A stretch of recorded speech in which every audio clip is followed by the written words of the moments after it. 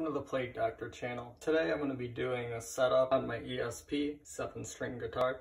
After restringing your guitar, it's a good idea to make sure everything is set up properly, and I'm going to go through the steps how to do that today. First thing we're going to want to do is make sure the neck is straight using the truss rod adjustment. To check the neck, we can use a scale like this, and you just put it on the neck in between the frets, and you can see if the neck is straight or not. With tension on the neck, you do want a little bit of relief, just a tiny little bit, right here in the middle about where the 12th fret is. If you don't have one of these gauges, you can use the string as a gauge. If you push down on the first fret and on the last fret, the string makes a straight line, and you should have a little bit of relief about where the 12th fret. If the 12th fret is touching, you'll want to adjust the truss rod so the neck bends forward, and if it's got too much relief, you want to adjust the neck so the truss rod pulls the neck back. After the neck is adjusted, you'll want to adjust the action, and the action is how high the strings are off the fretboard. There's not necessarily any right or wrong string action height, but you definitely don't want it too low so that when you fret a note, you get fret buzz. And you don't want it too high that when you pull down on the string, it pulls the string out of tune. So a good balance is best. To adjust the action, it's a good idea to loosen the strings a little bit and use these screws to raise or lower the action. The next step is intonation. So I'll go through the process now, how to do that. Here I'm hooked up to my Marshall DSL-15 head and my shop speakers. Intonation is where we set the guitar basically in tune with itself. And what that means is when we hit the open string, we want the 12th fret to be in tune with the open string. And as you can see, mine's flat, so we'll have to adjust that. In order to adjust that, there are screws here in the back that adjust the saddle forward or backwards for the intonation. The general rule of thumb is if your note is sharp, you want to move your saddle back, and if the note is flat, you want to move the saddle forward. And that works under the same principle that as you move up, the notes get sharper. You can see this space is shorter for a higher note and longer for a shorter note. The same works here. This note is flat, so if we move the saddle forward, it makes the note sharper. So to adjust this, I'm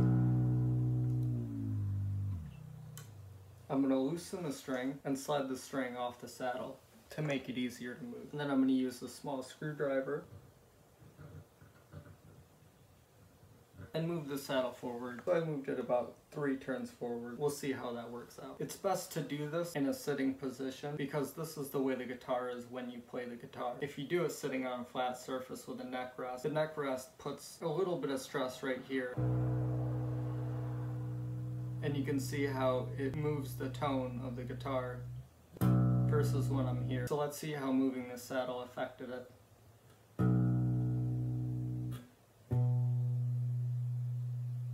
We've got to move it a little bit more.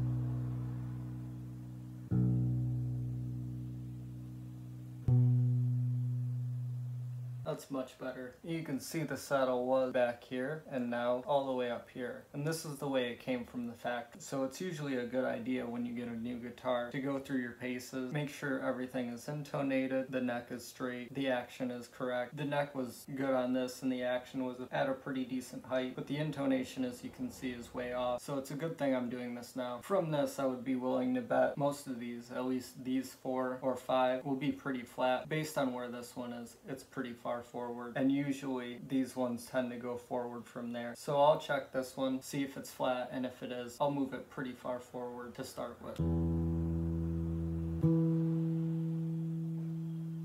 It's quite flat.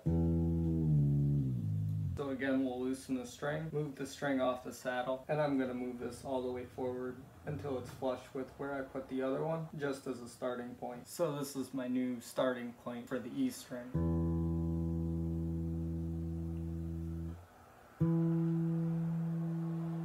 I think I'll go just a little bit more forward. When you do this, it's a good idea to fret the note with the same amount of force as you usually fret note when you're playing. That way it'll be in tune to how you play. If you just barely touch the string, you can see how I can change the pitch just by pressing slightly harder.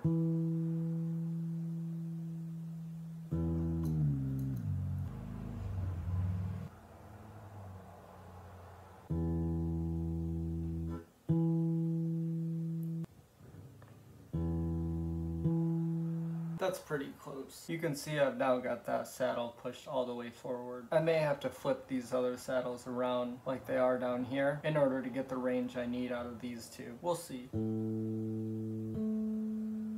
That one's also very flat. Let's push it all the way forward and see if I get what I need. I think that's close enough for what I need. On some bridges you can take the saddles out. These ones in particular seem to have a little snap ring that holds the screw in, so it'll be hard to take the saddle out. So I think I'm just gonna have to deal with the way they are, and I can get it pretty close to where I need it.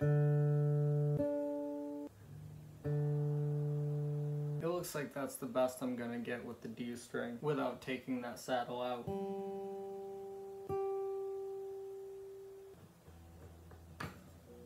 I push the peak of this saddle just a little bit behind the peak of this saddle. Typically when it gets to the string that aren't wire wound, they start a little bit further back and stagger forward, although that's not always the case, so that's why I'm starting here.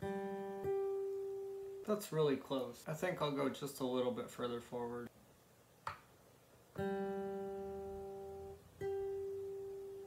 Now you can see that's just a little bit too far forward. Let's push it back just a little bit.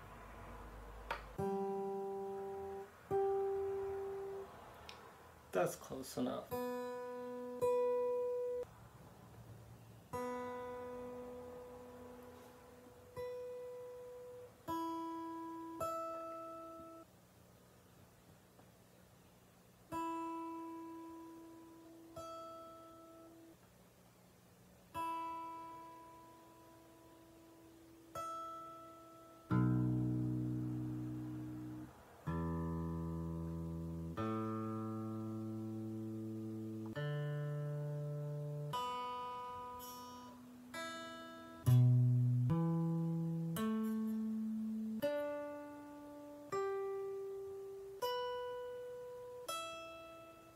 That's much better, except for the A and D strings that I've maxed out, but are still within 5 cents of being on.